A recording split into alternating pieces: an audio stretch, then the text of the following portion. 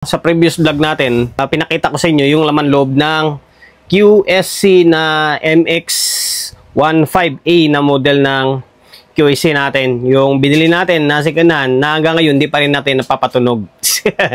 Dahil wala tayong oras. Ni-review natin yun, pinakita ko sa inyo yung laman loob niya. Ngayon, ito rin, halos magkasabay sila nito binili ko. Halos magkasabay sila. Second-hand, di ako bumibili ng brand new ngayon. QSC naman na model amplifier. Okay, QSC rin ito ha. Ngayon, i-review rin natin dahil hindi pa rin natin napapatunog to. Sabi ko nga sa inyo, wala pa rin tayong oras. Ito ko muna sa inyo yung pinakalaman loob niya. Video content kumbaga. Front panel niya, magkaiba sila against dito sa isa natin. Yan, QSC. Ito, naka 2 RU lang ito. Ito, naka 3 RU naman to. Okay, kaiba sila sa isa. Yung isa nito ay mayroon siyang control dito sa may harap. Dito naman, wala siyang control sa harap. Nandun yung control sa may likod niya. Tapos, may 3 indicator lang siya. Dito yung switch niya. Dito yung indicator ng power. Tapos, signal ending clip lang. Wala siyang protect. Okay, ganito lang yung... Ganito lang siya kasimple. Ganyan lang. Ngayon, diretso tayo sa may laman loob niya. Mamaya natin tingnan yung likod. Okay, ito, tanggalin ko yung takip. Ano, takip pa lang, bibigat na. Matanong ko na rin sa inyo kung talagang legit ito. Yung sulat nyo, hindi ko alam kung anong lingwahe ito. Hindi ko alam kung anong lingwahe yan. Ito na yung laman loob niya. Okay. Ang bungad ko, meron na kaagad akong napansin or kahawig na design. Ka-design niya is yung pang Euro EP Power na 1.5 ng Behringer. Parang ganun yung datingan niya. Mga nakapag-repair ng Behringer, halos magkahawig eh, no? Tapos yung isa pa, yung Warfadel. Yung Warfadel, halos kaganito yung pormahan niya. Transformer niya ito.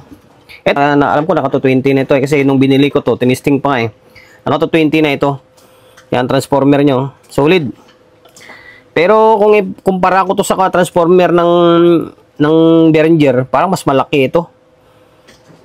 Okay? Ayan o, ganda niya. Tapos ito yung board ng sa may power supply section niya. Mayroon siyang 4 na diode. Galing no? Mayroon siyang 4 na diode. Tapos ito yung sabi ko nga kaninang board. Channel 1 dito sa may taas. Tapos yung channel 2 is nasa baba. Sa Behringer naman na design is magkatabing ganito siya. Yung isang board na to dito pabaliktad. Tapos yung itong sa ilalim pabalagbag naman dito. Ang kinibahan lang nila sa pagpwesto is ganito, taas baba siya. Ito sa taas. And then yung channel 1, sabihin natin channel 1 sa taas, yung isa, channel 2 nasa baba. Yan siya. Yan, baka magtaka kayo eh. Kasi nga naka-stereo ito. Tapos naka 4 pairs. Okay, naka 4 pairs siya. 1 2 3 4, 1 2 3 4. Okay, naka 4 pairs siya. Tapos kung mapapansin nyo, alas kukunti yung pyesa dito. Mayroon pang pyesa dyan sa ilalim. Naka-SMD. Naka-SMD to. Nakailang gawa na ako ng Behringer eh. Okay. Ayan. Ganda. Pero sulit oh. Tapos yung fan niya dito. Isa lang yung fan. Yung QSC na amplifier. Parang halos napapansin ko. Isa lang yung fan talaga nila. Tapos naka-kanyan. Parang 24 volts. Okay. Ayan. Malinis pa niya oh. Shoutout pala sa pinagbilan natin ito ah. Yan, ito yung laman loob niya. Ngayon, ikutin natin yung makita natin yung likod niya. Okay, dito na tayo sa may likod. And then, pa-comment ka kayo dyan sa may comment section kung legit or lehitimo ba talaga ito na orig ba na QSC. Diba? Okay, ito yung back panel niya. Sa may speaker out nito. Yung speaker out niya, ganito siya. Wala siyang wala siyang speak on, binding post, wala siya. Ito siya ito yung medyo hassle.